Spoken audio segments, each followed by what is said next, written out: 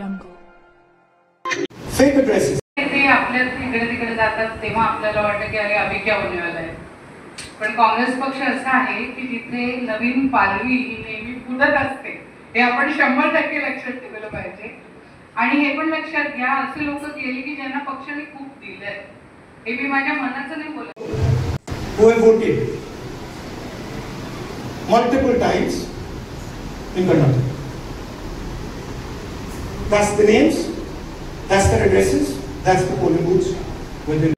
So we started looking at Madhikapura assembly, we started looking at things. Now we're going to be able to do.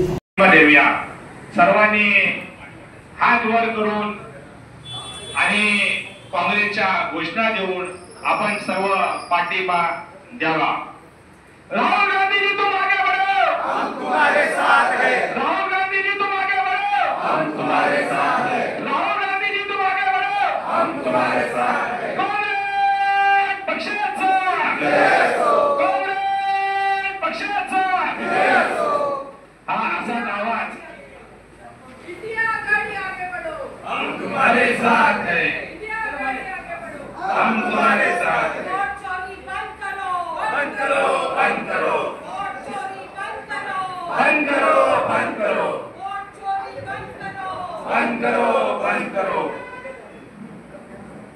होती काही 2 दिवसांपूर्वी त्या संदर्भात आपण ती कॉन्फरन्स नवी मुंबईमध्ये पण दाखवली. पत्रकारांनी तुम्ही आमंत्रित केलं, नक्की याच्या पाठीमागचं उद्दिष्ट काय होतं याविषयी थोडं ब्रीफ करा. आपल्या सर्वांचे आभार व्यक्त करते, आपण इथे सर्वजण आलात. आणि आज माझे जे AICCचे प्रेसिडेंट आहेत खरगे साहेब आमचे प्रेसिडेंट, त्याचबरोबर लोकसभेचे अध्यक्ष, लोकसभेचे विरोधी पक्षनेता राहुलजी गांधी, आमच्या नेत्या सोनियाजी गांधी, प्रियांकाजी गांधी आणि चैनितला साहेब यांच्या मार्गदर्शनाखाली व माझे प्रदेशाध्यक्ष महाराष्ट्राचे हर्षवर्धन सकपाल साहेब यांनी मला नवी मुंबई जिल्हाध्यक्षपदी माझी निवड केली. त्याबद्दल मी सर्व पक्षश्रेष्ठींचे आभार व्यक्त करते. आणि आजच ही जबाबदारी मी घेतलेली आहे. आणि आमच्या महाराष्ट्र प्रदेशची आज पहिलाच प्रोग्राम आम्हाला आलेला आहे की जी 7 ऑगस्ट रोजी राहुलजी गांधींनी जी प्रेस कॉन्फरन्स घेतली भारत निवडणूक आयोग आणि जी 2024 लोकसभा निवडणुकीला जो मत चोरीचा जो आरोप आहे त्याबद्दल त्यांनी जी प्रेस घेतली आणि त्याच्या माध्यमातून सर्वच भारत देशातील जनतेसमोर त्यांनी विथ प्रूफ सर्व डेटा जाहीर केलेला आहे. आणि मला त्या अनुषंगाने इतकंच म्हणायचं आहे की मत चोरी ही झाल्याने जी सत्ता इथे आहे ती नक्कीच खोट्या पद्धतीने इथे आहे. कारण ज्या लोकांनी खरोखर समाजसेवा करून कित्येक वर्षापासून जे समाजसेवा करतायत त्यांना आज हार पत्करावी लागली. आणि या खोट्या पद्धतीने जे लोकांची काय समाजाशी काय जास्त हे नसताना देखील त्यांची निवड आज झालेली आहे. तर अशा खोट्या पद्धतीला राहुलजींनी प्रेस कॉन्फरन्सच्या माध्यमातून जाहीर डेटा त्यांचा दिलेला आहे. त्याच्यामध्ये मुख्य जे मुद्दे होते त्यांनी जे मांडलेले होते तर त्याचं उदाहरण म्हणून जे कर्नाटकातील जो मतदारसंघ आहे महादेवपुरा ह्याच्यामध्ये जो एक विधानसभेचा क्षेत्र आहे बँगलोर सेंट्रलचा, त्याच्यामध्ये त्यांनी जो डेटा दिला त्याच्यामध्ये त्यांनी दाखवलं की कशा प्रकारे जी चुकीच्या पद्धतीने 1 लाखहून अधिक म्हणजे 1,250,000 बनावट मतजोडणी तिथे करण्यात आलेली आहे. याचा फायदा हा भाजपाला झालेला आहे आणि याचा नुकसान काँग्रेस पक्षाला झालेला आहे. तर राहुलजी गांधींनी जो पुराव्यासहित दिलेला होता त्याच्या माहितीच्या आधारे त्यांनी अनेक वेळा डिजिटल मतदार यादीची मागणी केली होती आणि निवडणूक आयोगाने ती कधीच त्यांना दिलेली नाही. आणि त्या संदर्भात त्यांनी अनेक चुकीचे त्यांना कारणं दिली जे आपण फॉर एक्झाम्पल की 5:30 नंतर गर्दी वाढते. आपण बघितलं की 5:30 नंतर इतकी गर्दी नसते. तर हे सगळे कारण देऊन त्यांनी CCTV फुटेजेस देखील जे डिलीट केलेले आहेत. आपण बघितलं की 2024च्या लोकसभा इलेक्शनमध्ये त्यांनी महाराष्ट्रामध्ये जेवढे CCTV होते ते 45 डेजमध्ये डिलीट केलेले होते. आणि त्यांना जी मतदार यादी जी डिजिटल मागितली होती त्यांनी ती न देता एक पेपर म्हणजे 7 फीट यांच्या जे पेपरच्या याद्या त्यांनी दिल्या की त्याचा अभ्यास करणं खूप कठीण होतं, ते पॉसिबल नव्हतं की एक मॅन्युअली आपण त्यांना किती लवकर आपण त्याचा अभ्यासपूर्वक त्याचा स्टडी करू शकतो. तर त्यांनी ते पेपर्स पण दिले होते, ते नॉन मशीन रिडेबल होते. म्हणजे मला इथे हा प्रश्न राहुलजींनी हा प्रश्न उपस्थित केलेला आहे की म्हणजे का निवडणूक आयोग ह्या पेपर्सना प्रोटेक्ट का करतोय?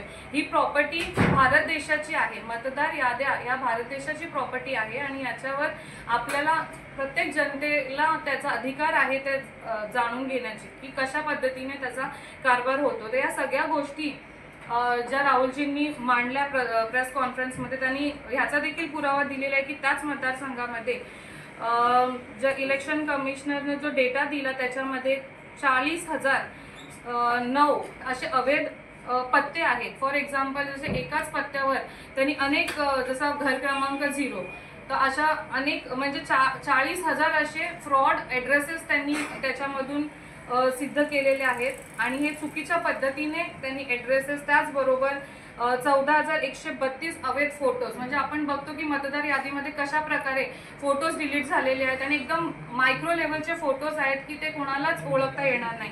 तर असा फ्रॉड झालेला आहे. आणि 6 नंबरचा फॉर्म जो होता तो फक्त 18 ते 25 वयोगटातील वोटर्सना असतो. तर त्याचा मिसयूज इथे झालेला आणि तो मिसयूज पण कितपत व्हावा, तर 33,692 लोकांनी फ्रॉड हा केलेला आहे. म्हणजे फॉर्म जो 6 नंबरचा फॉर्म भरला होता तो अशा चुकीच्या पद्धतीने इथे झालेला आहे. आणि 11,000 वोटर्स त्यांनी मल्टिपल वोटिंग केलेलं आहे. तर अशा सगळ्या गोष्टी राहुलजींनी डेटा सहित, प्रूफ सहित जाहीर केलेलं आहे. आणि काँग्रेस पक्षाने ही हेराफेरी उघड केलेली आहे. निवडणूक आयोगाला डिजिटल मतदार याद्या ज्या मागितल्या होत्या त्या त्यांनी लपवल्या आहेत, त्या देत नाही. तर अशीच खंत आहे प्रत्येक नागरिकाच्या मनात असावी, कारण ही संविधानाने आपल्याला जो अधिकार दिलेला आहे एक मताचा, जे आपल्या लोकशाही निवडण्याचा अधिकार आपल्याला आहे, तर तो हिरावून घेण्याचं काम इथे निवडणूक आयोग करते. आणि ह्याचाच मला तरी वाटतो की ह्याचा डायरेक्ट फायदा हा भाजपला होत आहे. आणि इनडायरेक्टली असं वाटतं की जे निवडणूक आयोग आहेत आपले ते भाजप सरकारच्या अंडर काम करत आहेत.